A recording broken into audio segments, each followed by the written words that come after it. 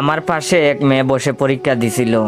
পরীক্ষা শেষে প্রতিদিনই বলতো সব উত্তর দিয়েছি।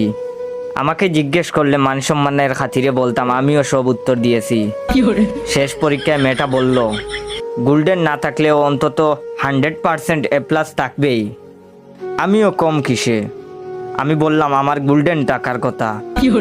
রেজাল্টের কয়েকদিন পরে মেয়েটার সাথে দেখা। আমি বললাম কি খবর, কেমন আছেন? রেজাল্টের খবর কি? সে বলল ভালো আছি, A+ আসছে। আপনার কি খবর? আমি বললাম আপনার মতোই, বাস্তবে কিন্তু আমি ফেল। তো বললাম কোথায় ভর্তি হবেন?